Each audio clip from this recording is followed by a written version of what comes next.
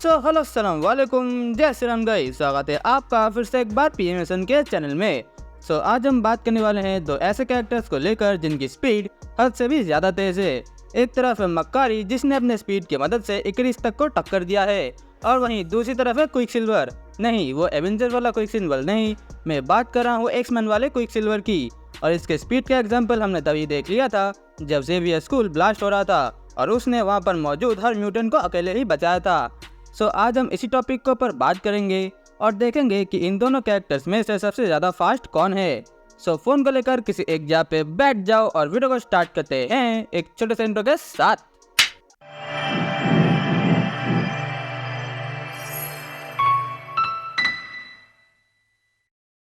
सबसे पहले अगर हम बात करें मक्कारी की, तो हम सब तो ये जानते ही हैं कि मक्कारी एक पावरफुल इटर्नल है जिसे क्रिएट किया गया है सेलेस्टियल के द्वारा, और हमने इस कैरेक्टर को सबसे पहले देखा था द इटर्नल्स मूवी के अंदर।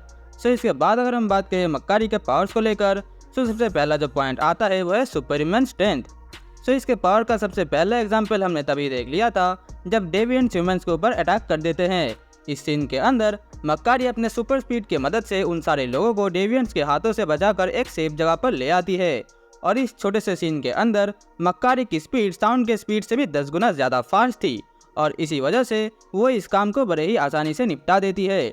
इसके बाद अगर हम बात करें हमारे दूसरे नंबर पॉइंट की, जो कि है सुपरमैन ड्यूरेबिलिटी। मक्कारी को सेलेस्टियल के द्वारा क्रिएट किया गया है, इसीलिए उसके पास स्ट्रेंथ के साथ साथ बहुत ड्यूरेबिलिटी भी है, जिसको हम डेविएंट्स के साथ फाइट के दौरान देख चुके हैं।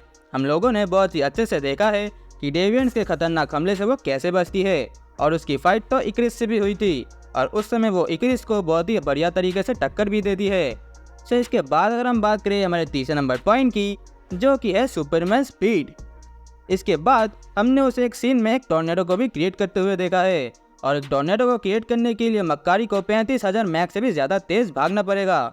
इसको मैं अगर आसान भाषा में कहूँ तो इस सीन में मक्कारी की स्पीड लाइट के स्पीड की 4% तक जा चुकी है, जिसका मतलब एमसीयू के अंदर मक्कारी की स्पीड लाइट के स्पीड की 4% है।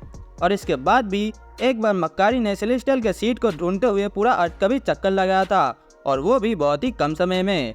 इसके बाद अगर हम बात करें हमारे फोर्थ नंबर पॉइंट की, जो कि है सुपरमैन एजिलिटी। देखो, जैसे कि मैंने तुमको पहले ही बताया कि अपने सुपर स्पीड की मदद से एक बार मक्कारी ने इकरिस को भी टक्कर दिया है।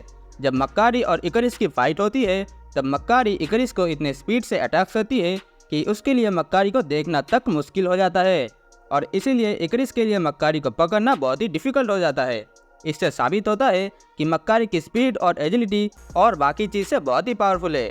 यही सारी थी मक्कारी की पावर्स।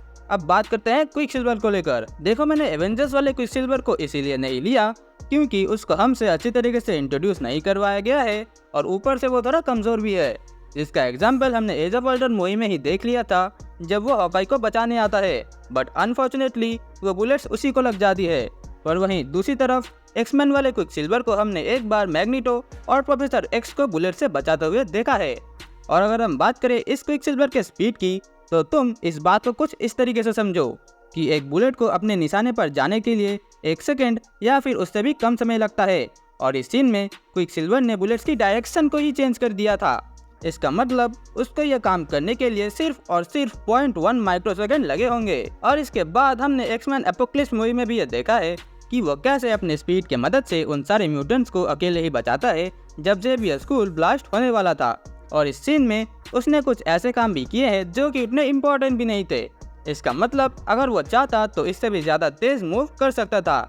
और अगर हम बात करें इस सीन के अंदर उसकी स्पीड की, तो हम इस बात को कुछ इस तरीके से देखते हैं कि इसके पहले जब क्विकसिल्वर ज़ेवियर स्कूल के अंदर एंट्री करने ही वाला होता है, तो बाहर एक फूल के ऊपर एक मधुमक्खी फ्लाई कर रही होती है, और एक मधुमक्खी 1 सेकेंड के अंदर अपने पंखों को 130 बार फ्लाई करती है।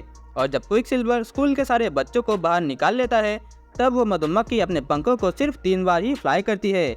और इस कैलकुलेशन के हिसाब से इस सीन के अंदर क्विकसिल्वर की स्पीड 7.3 मिलियन पर आवर से भी ज़्यादा थी, जो कि साउंड के स्पीड की 10,000 टाइम्स ज़्यादा है।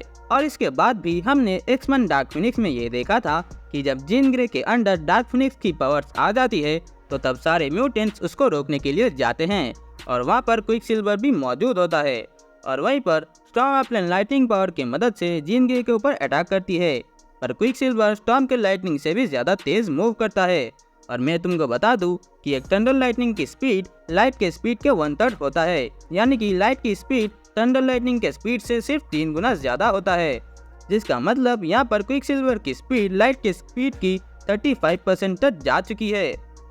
अब देखो, ये सब सुनने के बाद तुम्हें तो पता चल ही गया होगा कि इनमें से विनर कौन है, क्योंकि जहाँ मक्कारी की स्पीड लाइट की स्पीड की 4% तक गई है, पर वहीं क्विकसिल्वर की स्पीड लाइट की स्पीड की 35% तक जा चुकी है, जिसको टक्कर देना मक्कारी के लिए बहुत ही मुश्किल है, क्योंकि यहाँ पर बात सिर्फ 5% और 10% तक की नहीं है, बल्कि 35% तक की है। अगर मक्कारी को लाइट की स्पीड की 35% तक भी जाना होगा तो उसको बहुत ही एफर्ट्स और मेहनत करनी पड़ेगी। देखो, ये तो सिर्फ मेरी ओपिनियन थी, सबके ओपिनियंस अलग अलग होते हैं। सो अगर इस बारे में तुम्हारी कुछ राय है तो तुम मुझे अपने कमेंट्स में ज़रूर बताना। और अगर वीडियो पसंद आई हो तो लाइक करना मत भूलना। और अगर इस चैनल पर तुम नए हो तो अपनी पूरी पावर्स की मदद से इस चैनल को सब्सक्राइब कर दो। अब मैं चलता हूँ, मैं तुमसे फिर मिलूंगा किसी नए वीडियो किसी नए टॉपिक के साथ। तब तक के लिए अलविदा।